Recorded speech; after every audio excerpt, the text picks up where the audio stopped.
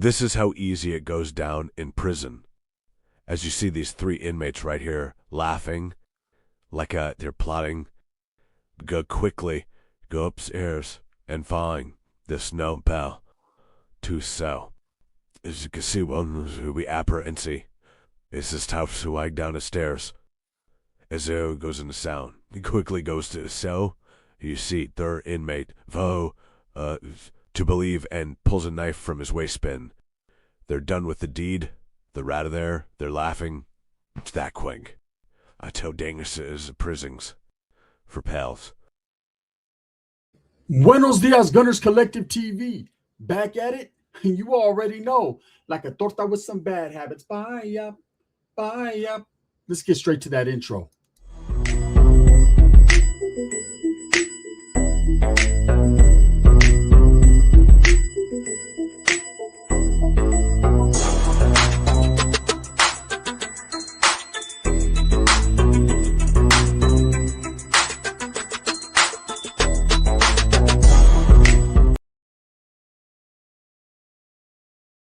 Welcome back to the channel, and if you haven't already hit that like and subscribe button, make sure you go ahead and do that. Put your notification bell on all so that way you're directed in the direction of the dope content that I stay kicking. I appreciate the support. So this video is based upon how easily it can go down in prison. Look, if you go to prison, especially the California prison system, which I'm very accustomed to, or any other prison system for that case, right? In every country, in every state, on every continent, you know, there's certain crimes that if they're considered bad cases, you have to be on point at all times. Because if you have any smut on your name, any dirt that reflects a wild case, meaning a bad case, anything for SA, anything that has you taking advantage of the youth or, you know, old folks, you quite possibly might not make it. I know in the California prison system, there's certain groups that if you go to the yard with a bad case, you're not going back to your cell uninjured. That's just the way it goes. You know, this case right here has been floating across the internet and around my feed for a lot of weeks now. And I started to break it down and really look at it and see what this case was all about, what it entails. These look like three older gentlemen who decided enough was enough. Their programming was not going to be programming around a dude who was considered a pedo, right? Someone who was considered the scum of the prison system. And that's just easily what it is. That is what it is. If you have a bad case against children and you're incarcerated, then you're going to be treated in the harshest manner possible. There's literally dudes who have went through, you know, things with their family, things in their life, that when they see these type of individuals, these victimizers go into prison, they become the prey. And that's just the way it is. Now, in this situation, there was a guy named Mark Bevan. Okay. And he was convicted and doing a life sentence. Now, this happened in the UK, right? Happened in the United Kingdom. But this man was convicted of some bad things with his girlfriend's 2-year-old child, right? And he got a life sentence. And up until this point, it looked like he was programming pretty efficiently on this yard in general population. Now, different prisons treat these type of individuals differently. You know, in California, they are segregated, separated, and put on the SNY yards because the administration knows that if they're put on any type of general population yard, the gangs rules, just individuals in general are not going to allow them to stay on that yard. You know, they're not welcomed. Okay. And now I've heard stories where I've seen people do interviews that have been in prison and they're saying that, you know, each faction will handle their own. So if he's a Mexican with a bad case, then the Mexicans will handle it. Or if he's a white individual or black with these type of wild cases, then they will handle it. And for the most part, that's usually how it goes down. You take care of your own people because we all know that prison is drawn, especially in California, along racial lines. So when it goes, here's the real, right? When it comes to these type of individuals, color doesn't mean a thing. Now, your team, your people, your raza, your ethnicity, your race—they're going to get first crack at these people because they're going to be around that person. Okay, you're not going to see black guys go jam white guys up or vice versa. But once everyone on the yard figures out and finds out, and believe me, the officers will let the inmates know. They'll let these convicts know exactly what this guy's case is, exactly his case factors, what he's in there for.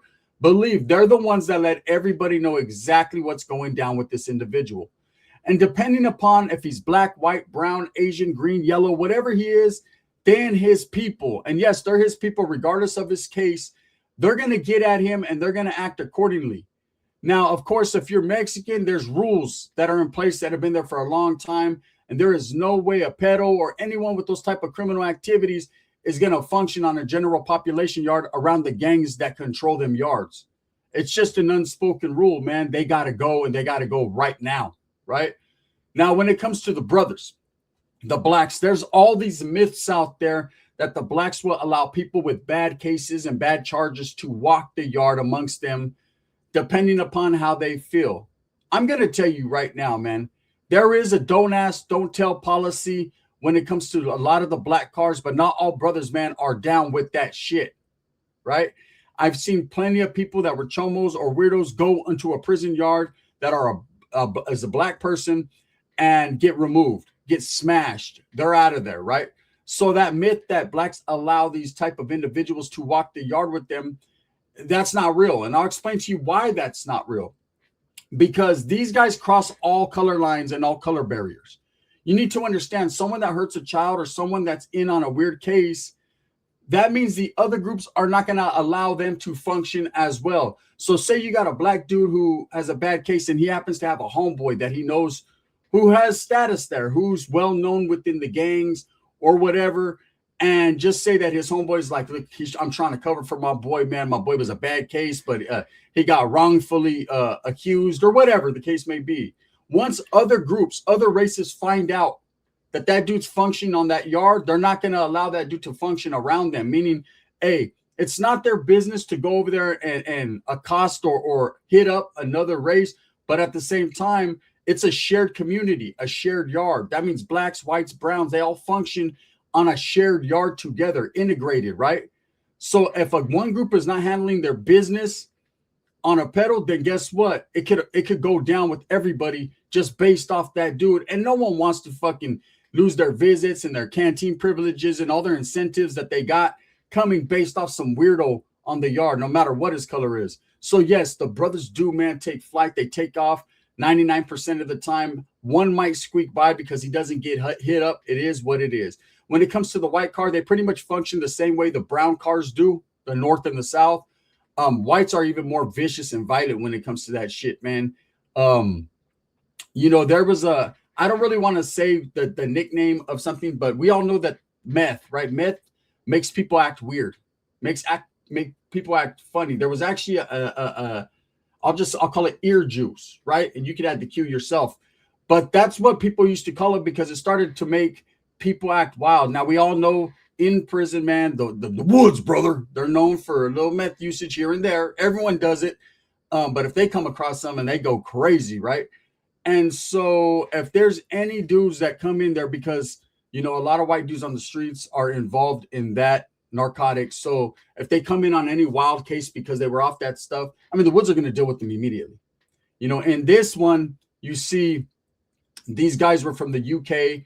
And it looks like they were plotting and planning on this individual. Now, this individual had one of the most heinous, worst cases, and he was actually placed in a prison called the Monster Mansion, right? That's crazy. That's the nickname of that prison, the Monster Mansion, which is a notoriously known place that if you have any type of flaws, anything on your jacket, you're going to get removed. And these guys decided, if for no other reason, they should go up into a cell and handle it. And that's how easily shit goes down. Okay, now, I'll tell you guys the truth. 99% of the removals I ever seen or killings or stabbings on a prison yard happened on the yard, right? Reason being that you could hide more weapons out there. It's more easily accessible to get someone working out or to catch someone off guard. But lately, I've been seeing a lot of the videos that are being put out of removals or stabbings happen in the day room area. Now, that doesn't necessarily mean it doesn't happen in the cell, because usually it does. But usually when you have a stabbing in a prison cell, especially in the state of California, it's probably his own cellmate that does it. Usually the person you have to worry about is your cellie, because that's who they're going to get at to get you, because he has easy access to you, like an Easy song, right? Easy access, baby, right? And that's just how it goes down. Now, in this case, you see these three guys, they were actually having a conversation with this man. They were plotting. This was well planned out. And they decided the errant opportunity was there to run up in his cell. Now, the cell was positioned just perfect, that even though it was under surveillance of cameras, these guys were all they were all lifers. Most of them facing life charges anyways, never getting out of prison. So one more body is not going to change nothing, right? And they felt that they needed to get rid of this dude. Now, what probably happened can easily go down as a theory. More than likely, one or all three of them found out about this guy's case and just decided enough was enough. He had to go. And the understanding for people that, because I've seen people, they've left comments, why don't people just leave those guys alone, let them do their own time? No, fuck no, right? It's not going to happen, because there's a rule in prison that you are who you associate with, right? So if you allow these type of individuals to walk the yard freely, what's going to happen is administration is going to figure that this is a place where they could allow these type of dudes to walk, that they're being allowed to. They're going to keep bringing more and more. And believe me, there's a lot of them. And eventually the numbers is going to change everything. And these guys that are functioning on these yards with these type of individuals with bad charges are going to have to go to other prisons and explain themselves to their gangs and their groups and their people why they were functioning on that type of yard with those type of guys. And best believe they're going to get treated just as bad as those guys would be treated. So you can't do that. You cannot allow that. And any man who's a man doesn't want to be around another man who hurts children or old folks. It's just what it is. I mean, if you are one of those type of dudes, well, it's none of my business, so I'm not going to. No, it is your business. Just because people are criminals and they commit crimes. And yes, a lot of these guys hurt people in the community. They're not in for being nice guys, but a lot of them have not harmed a child or will not attempt to harm a child. And so when those guys come in that are the type of individuals that have done that, they're seen as the scum of the earth, because they are someone that would take advantage of someone that cannot protect themselves. A lot of these men are fathers. They're away from their children for life, or, they can only see their kids behind glass or at visits. And they're not happy with that. Even though they put themselves in that position, and I'm not saying that they did it, right? They still feel a certain way. I mean, come on, man. If you're a man, do you want to be around a fucking pedo? I don't know about you, right? In prison, it's a harsh environment. People are getting killed every day for the most minute things. So if you go in there with a bad case, more than likely you're going to leak. That's it. That's just how it is. Now, I know other states, other prisons, man, they got people with R's on their jacket. They got chomos. They got all these types of people running around together on the general population yards. Hey, that's just how that goes, right? But I know in the California system, and obviously right here at the Monster Mansion, they weren't having that. So anyways, as you see in this video, and I'm going to kind of narrate it as it goes down. This is how easy it goes down in prison. You see these guys. It looks like they're having a good time. They're laughing. Mark Fellows leading it well. They're plotting. And I forget the other guy's name right off the top. But they look like they're having a good old time. There's the victim, Kyle Bevan. He's walking to his cell. His cell's positioned right in the back. Perfect cell to do what they do. You can see him looking around. The first guy stands at the door like he's going to have a conversation. He's waiting on his crimies. Now they're already on him. If you look at this third guy, he pulls something from his waistband. He's going to get busy. He's the hitter. He's the shooter. They're done with the deed. They're laughing. They walk out of there like nothing happened. Guy got hit 25 times. And it's business as usual. Another one down. Okay, so what I seen there was a classic hit, whereas the first guy's looking out. He's watching the tier. He's making sure there's no cops on the tier. Now, understand that these guys already know they're under surveillance as far as cameras. They didn't care. It was more so of getting caught immediate. They wanted to do what they wanted to do. They wanted to make sure they executed this just perfect. So you see the first guy's looking around. He's waiting on his crimey, both of them. The other guy is real apprehensive. You could tell he's trying to play it off. So he acts like he's walking down the stairs. The other guy says something to him like, where you going, motherfucker, right? So he turns back. Fuck it, right? He does the Johnny Depp blow. Fuck it. And he takes off into the cell. At that point, when they went up in that cell, either they are engaging that guy in conversation or they're already on him. Okay, now, this guy being the way he is and having that type of crime, I'm sure right when he seen those guys at his door, knowing their reputation, these guys weren't nice guys on that tier, right? Within that prison, they're pretty well known. His heart probably dropped, his jaw dropped. He went white as a ghost, and it was like, damn. Then you see the third one come in, who's the older fellow, who's more seasoned, who's been around, who's just looking at him. You could tell he's a rough individual looking in his eyes, right? Probably not his first rodeo. And when he goes in, he immediately reaches for his waistband, pulls out his piece. He's the shooter. He's going to do the damage. Now, I don't know if the other two guys had pieces on him. I couldn't see, but he definitely has something in his waistband. And I think that's what he was doing, was retrieving the piece from his cell or wherever he had it secured at. And he goes in, and that's when the deed happens. This guy was hit 25 times with a piece, which leads me to believe that all three of them didn't have a piece. Now, I don't know if a piece was recovered, a piece being a shank or a prison knife. I don't know, not a utility knife, like a real one, right? I don't know if these guys all had weapons, just based on, it didn't say in the report if more weapons were found or if even one was found. But he definitely got hit 25 times, which leads me to believe, having been around that type of shit, that it was one shooter, being that older gentleman, and the other guys probably held him down or just beat him up. Either way, he succumbed to his injuries. He lost his life behind that. And they were all given additional life sentences. Okay. And let me tell you what happens. The beat goes on. Now these guys have a reputation in the prison system that they're not going to allow these guys to walk the yard with them. These guys are probably not going to be placed in prisons where people that have these types of charges are walking around freely.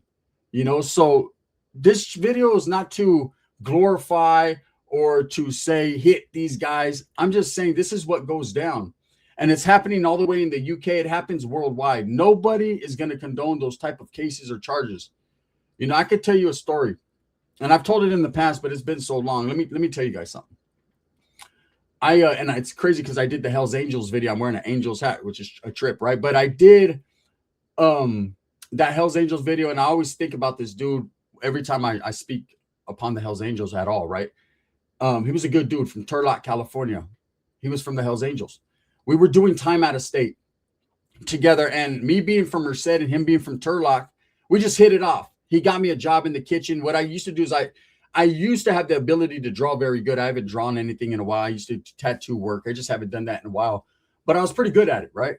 And so my hustle, one of my prison hustles, was working in the kitchen and drawing cards for people. I used to sell them $5 a card, make a little money, right? And this guy had a wife out there that he loved very much. And so he wanted her to have cards like every day. So he kept me, he would just buy me like $100 in canteen and be like, just keep drawing cards, bro. When we're even, right? So I was like, cool. It was like a every month thing, $100 in canteen, $100 in canteen. He was like, take care of him, motherfucker. I was like, cool.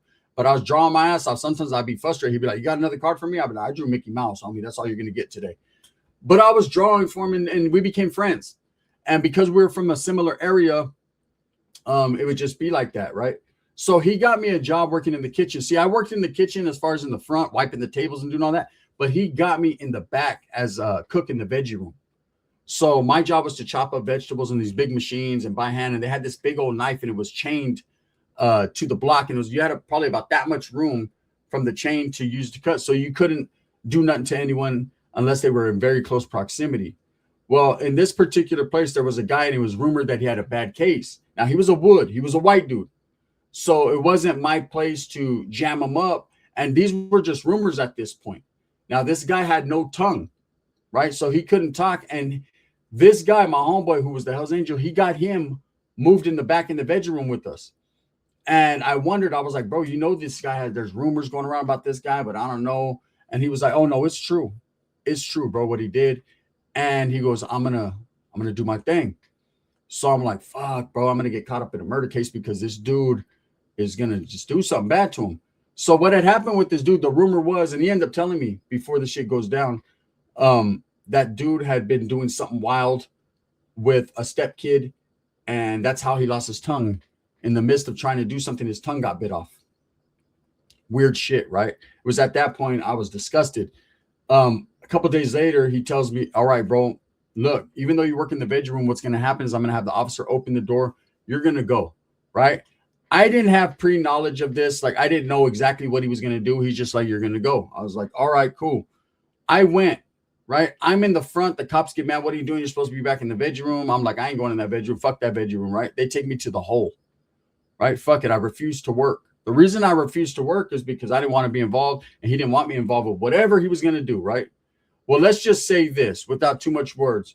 That chain on that knife somehow disappeared, and that was that. You know, I'm not saying that guy lost his life, but he definitely got more of his tongue cut off. I'm just saying these are the type of things that people do because they don't want to be around these type of people. So this shit that happened in the UK, this Mark Bevan case, to me, it's normal. Shit like that happens all the time. That's how easily it goes down in prison. You know, I hear a lot of people talking about Carmelo Anthony. He's a youngster, right? Oh, it's bad things are going to happen to him in prison, this, and that. Look, he doesn't have a bad case.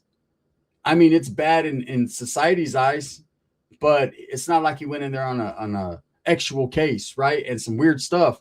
He's going to go there, and either his people are going to protect him or they're going to take advantage of him. And when I say his people, I mean other blacks, because he's a young black kid.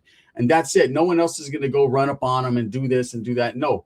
You know, if his people decide they want to look out for him, throw him up under the wing, and he becomes one of the fellas, then he'll be perfectly fine. If they decide they want to take advantage of him, it's going to be very, very fucking rough. No one knows. It all depends on the individuals and the yard that he falls on. You know, in the Monster Mansion, this guy, Kyle, what's his name? Mark Bevan, Kyle Bevan, whatever the fuck his name is.